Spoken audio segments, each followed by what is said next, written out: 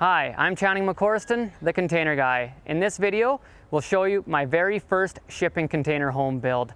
These two containers here are 40-foot used high cubes with strategically placed cutouts to provide an open concept feel inside and also retain some of the structural integrity. We did this mod fresh out of university. We were young and naive, didn't really know what we were doing, and so I want to show you everything I did wrong and what I'd change today. So let's go take a tour of this thing. Hope you'll learn something.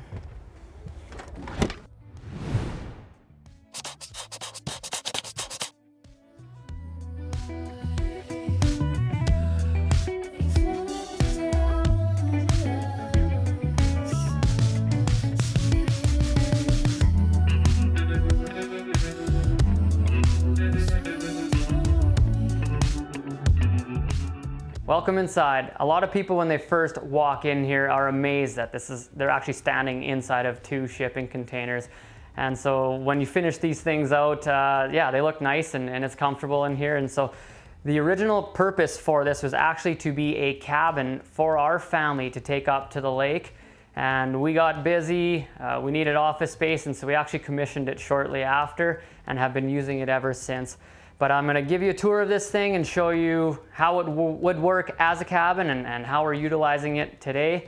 And yeah, just after that, maybe I'll just tell you how we built it and what we do differently. And so right here, this is meant to be the living room. And so inside of here, we would have a couch or something and then hang a TV on the wall. We have our air conditioner there up high. That's a mini split unit. And then we'd move on. This would be a bedroom here, and this little build out that you see is actually a closet that's accessed inside the bedroom. And so this is what it feels like in a single shipping container home.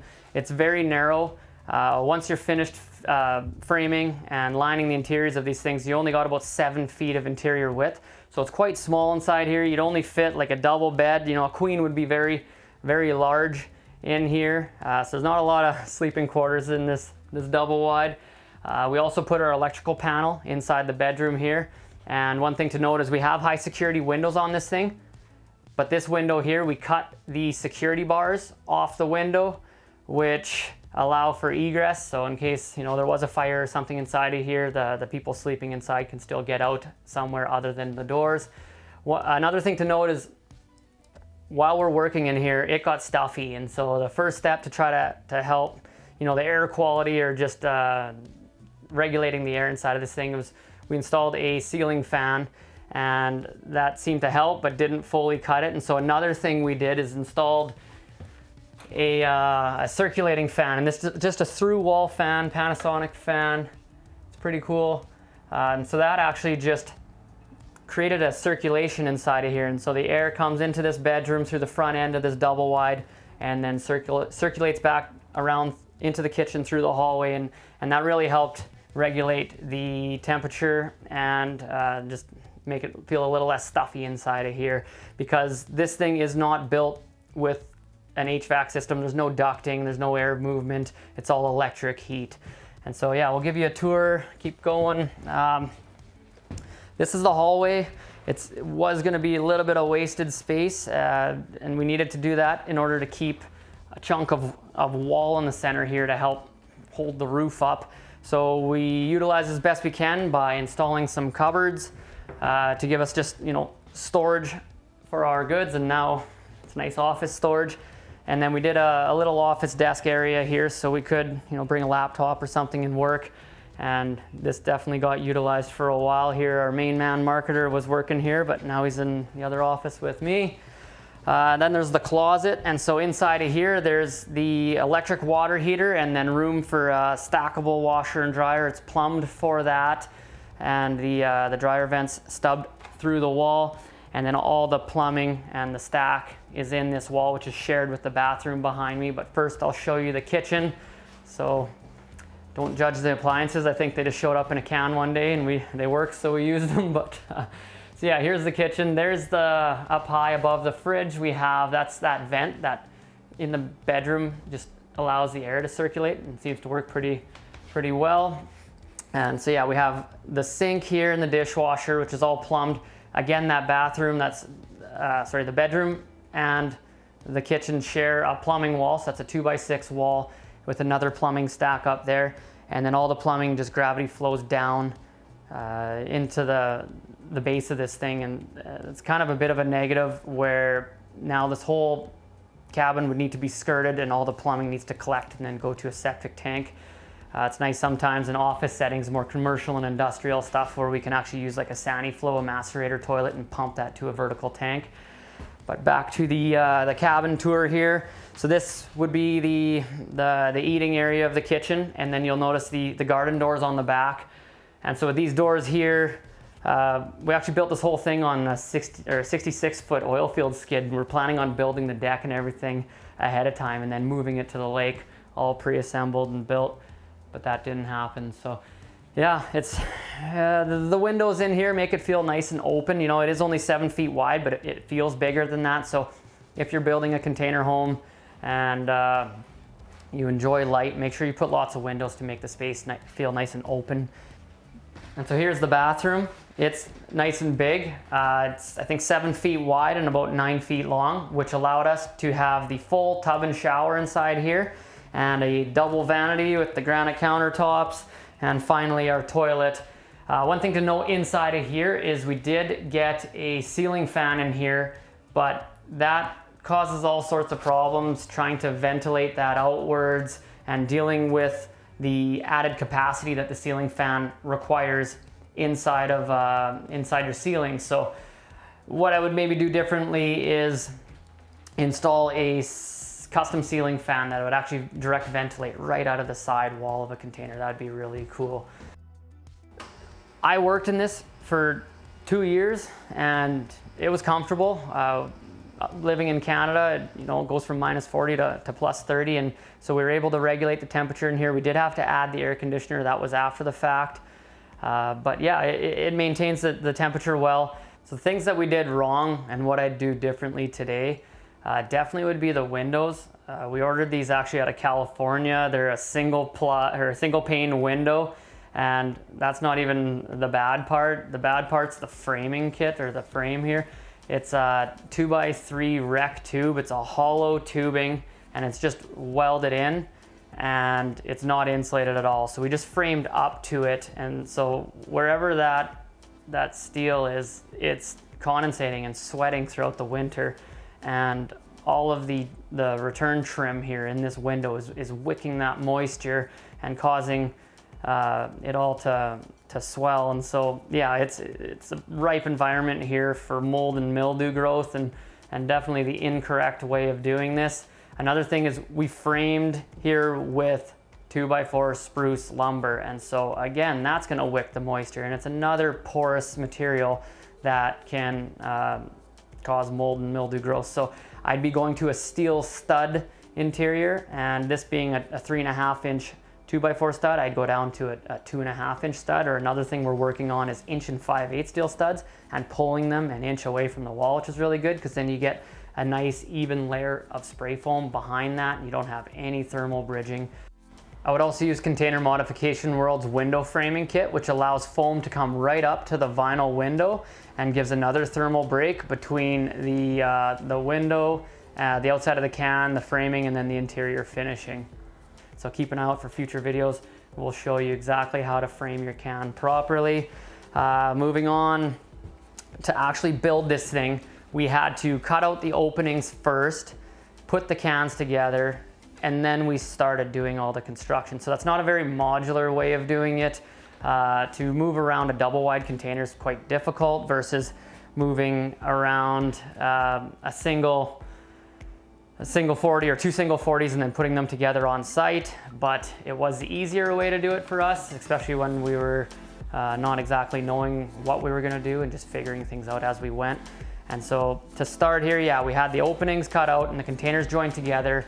First step was we did a 2-inch rigid foam base on the floor, and then 5/8 tongue and groove plywood on top of that. And so that we screwed directly down into the existing container flooring. Then we did our, I guess in this area, you can do your linoleum first and then build your walls on top of that with 2x4s, which we would have done differently, and then the spray foam, and finally the interior finishing. So that was wrong. How we spanned across the joints was very wrong. So we, on top of the 2x4 walls, we laminated 2x10s together and ran them across the walls the whole 40-foot length, and then from the outside of the container we drilled holes and leg bolted through the corrugations into that big 2x10 header. We weren't able to get any foam in behind those 2x10s other than the inside corrugations, and so that's a huge area that will cause, you know, thermal bridging. I'm actually very surprised to see that we don't have any water stains or anything in the ceiling. So it seemed to work well, but I definitely advise against that on any other future builds. Another thing that I think was kind of intelligent what we did is we used square edge drywall, not the we didn't mud and tape everything, and thank goodness, because everything would have cracked by then. And so here's an example of it. The square edge drywall doesn't have the concave or contoured edge here to allow the weight of mud and tape prior to sanding. So it's just the two ends butt together, and that allows for a narrower batten to be installed in between these, and that trims it up. And then as these things shift and move, you know, you might get a little cracking in behind the batten, but you don't notice that like you would a major drywall crack at a seam, or even worse, right through the board. Once you have your walls framed, your next step is to insulate this thing. And one thing we did right was spray foam. We put 2 inches of foam on the walls and 3 inches in the ceiling. And I think we made sure that the foam came around our bottom plate of our walls to touch the foam that's underneath the subfloor. So that was intelligent. But once you're done that, everything's foamed, wired, framed, you're basically back to traditional construction where you choose your interior finishes, like the flooring, the colors, you know, you name it. And that's up to the end user of the style that you're going for, and something I won't really touch on too much. So now I think the next step is let's jump outside and take a look at what we did to weld this thing together, and jump on the roof and show you the plumbing stacks and how we managed to deal with that in 2 places. And so here outside, you'll notice that we have the container doors connected to the end wall side of the other can, and this allowed us to have the front door on one end and then the patio doors on the other. But when we put these 2 containers together, we welded the corner castings together, and then afterwards, to get it fully welded, we took a 1/2 inch round rod and welded both sides. And so that was able to, you know, connect the containers in a rigid manner, but we had to outsource that welding. We didn't even know how to weld ourselves at that time. So yeah, that's one way to do it, but it's a labor intensive way to do it, and it costs money to hire welders to do it. So that double wide kit that we have now that uses the high capacity bridge fittings and then the structural kit, and then it also gives a 3-inch gap in between here, which is actually very useful for dealing with the spray foam and the envelope on the inside when 2 containers come together. So that's nice there. And then the final thing before we jump up top is the air conditioner. So we use a mini split AC unit here. This is the way of the future. Heat pump air conditioner units. They're very efficient.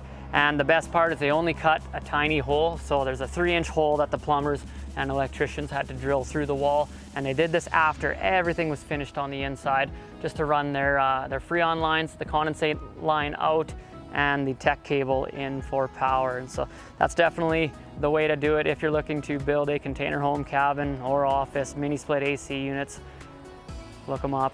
Now let's jump on the roof of this thing.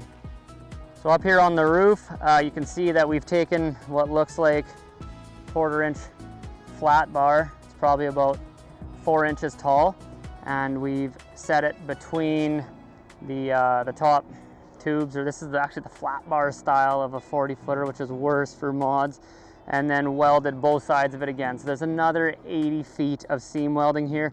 This flat bar will provide some structure to the roof, so that added to the 2x10 spanning those gaps, but still, like, there's no design review on this, and I guess it works in real life. We can actually grab one container and the other one kind of comes with. So these things they're rigid and they're together, but you know, the way of the future, you got to get things engineered nowadays. So another important thing I'd like to talk about is container selection.